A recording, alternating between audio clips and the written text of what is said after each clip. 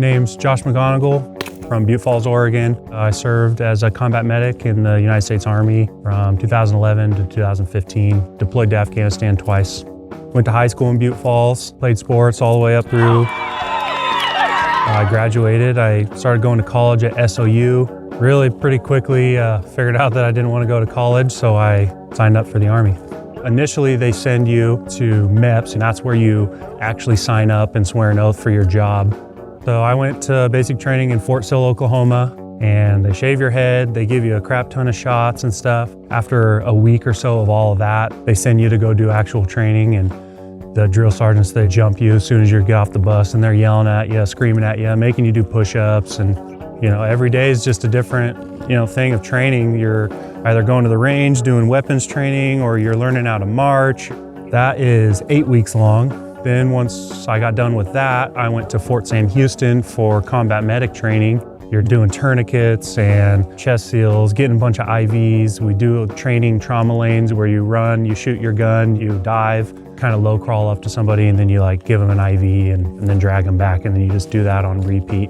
After I graduate combat medic school, they had told me I'm going to Fort Campbell, Kentucky. And at that time, my wife and I, we had a little car, and we just packed everything up and drove across the country to Fort Campbell. Once we got there, they tell you which unit you're going to, and I was going to 3rd Brigade Combat Team 133 Cav of 101st Airborne Division. So I show up to my unit, and those guys are like, we're deploying in a few weeks. And it was like, oh, holy crap. We were then on our way. Good evening. We learned today it will be up to the next president to end the American war in Afghanistan. A conflict that has lasted as long as World Wars I and II and the Civil War combined. Barack Obama will be re-elected president of the United States. For the United States of America, the best is yet to come. So we fly into Germany, then from Germany we went to Kyrgyzstan, then you go from there to Bagram, Afghanistan on a C-130. Then from Bagram we load up in Chinooks and we went to Camp Clark, which is in the Coast Province.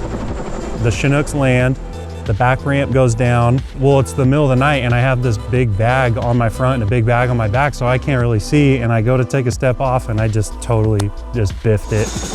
I really haven't spent a whole lot of time with my platoon at this point, so I'm still kind of trying to get to know some of the guys, and it's kind of a weird dynamic because they've all been training together for, over a year. The platoon that we're replacing is still there, and so we're talking to them about, stuff that we need to watch out for, and then those guys left, and we just started driving out and doing patrols. When you leave Camp Clark, you basically drive down the highway, you drive through Coast, and then you get past that. I just remember we would take a left up what's called the Shimbawat Valley, and the Shimbawat Valley was what we were kind of in charge of, our platoon was.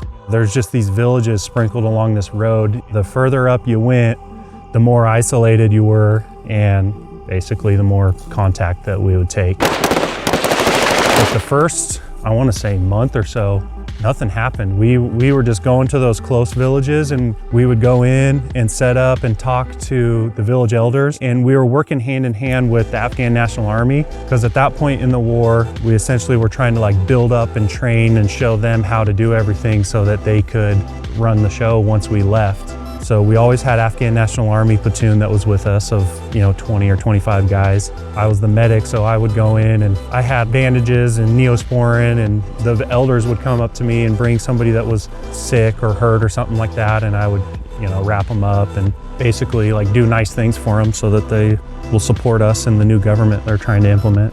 About a month in, we started going further and further up the Shimbawat Valley, and then we'd start, there'd be IEDs on the road, or people would take pop shots at us.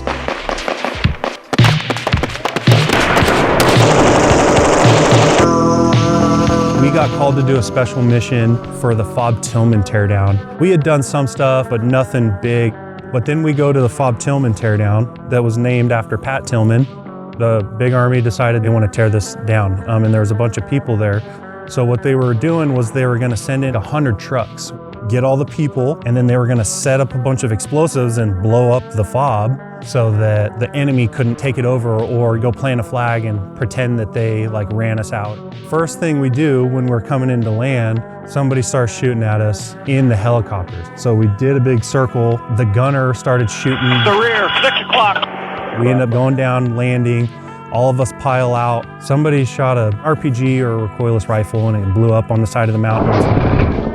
We split up, it was like first platoon's gonna go on this mountaintop, second platoon that mountaintop, third platoon that mountaintop, and we're gonna provide security for these guys. They were coming across this mountain and they were launching mortars at us. You see in like movies and stuff, the whistle, we could hear that. We were only supposed to be there for 48 hours, so we only took enough food and water and stuff for 48 hours. And we ended up being there for almost 2 weeks. The reason why it took so long, the enemy had gotten intelligence or whatever, but they just planted like 100 IEDs all along this road. So they had to go 20 feet and then stop and then dismantle an IED, and then 20 feet and then stop and dismantle. So it ended up taking them way longer. But luckily, 4 or 5 days in, they helicopter dropped in some more water and MREs and stuff.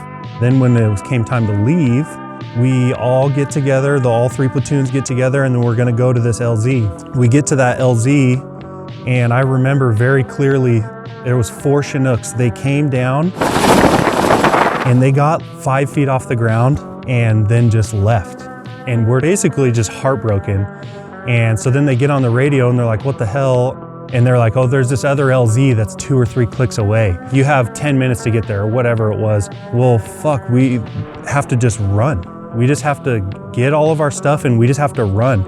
So the same road that they had just found all these IEDs on the day before, there's 100 guys just running with all of our stuff, and we're all exhausted, haven't hardly eaten anything, nobody slept. We're just running. And I remember the guy that was leading the way, the road took a left and he kept going straight, and there's kind of like a 8 or so foot little cliff, and he just ran right off that thing and blasted down at the bottom. He was all concussed. So I just grabbed onto him and held onto him. We made it to the LZ as they were coming in, and we all got in and got on, and yeah, that was quite the relief to get out of there.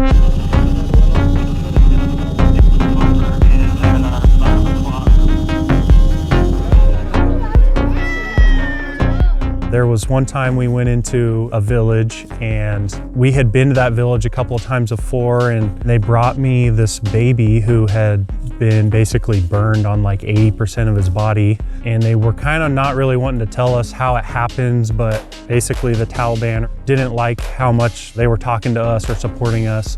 And so what they'll do sometimes is publicly like maim people, they'll cut off their hand, or maybe they burned this baby. And the parents thought that it was a good idea to rub boot grease, like shoe polish, on it. So I, was trying to get the shoe polish off and wash him, and basically his skin was peeling off in my hands and stuff, and the baby ended up dying. But so yeah, there was a lot of stuff like that, not necessarily from fighting or the enemy or anything, but they're out there chopping wood or something, and they accidentally chop their finger off, and they don't have any medical care. So by the time it comes to me, the thing's all infected and nasty, and I'm just doing what I can.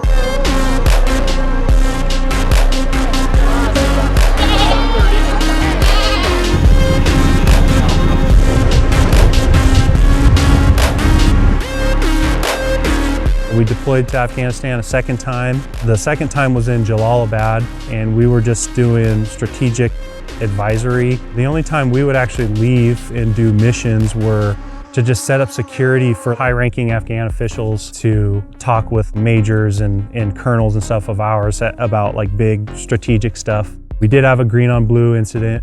Somebody that's essentially on our team, so an Afghan National Army person, turned a machine gun and shot a bunch of us up, and we did have one guy die. An Afghan soldier opening fire on U.S. forces. 22-year-old John Dawson from Massachusetts, a combat medic. It was his first deployment overseas.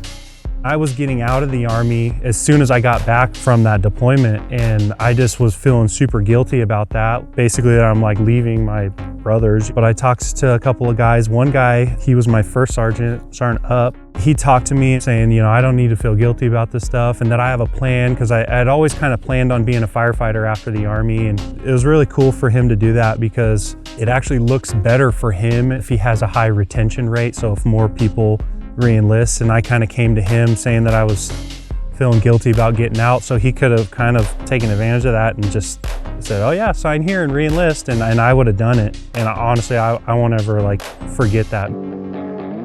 So I ended up getting out of the Army. We moved back to Butte Falls, and I started going to college to get my paramedic and firefighter 1. I was able to use the GI Bill and essentially live off of the GI Bill money. Then Shai, my wife, she worked at a restaurant as a waitress, so she was kind of helping support me while I went through. And a year into that, I ended up getting a job as a firefighter in LeGrand, Oregon. And a job opening came up at Coos Bay, and we started looking at Coos Bay, and it seemed like a cool spot. And so I applied for the job, and I've been there ever since, firefighter paramedic at Coos Bay Fire Department.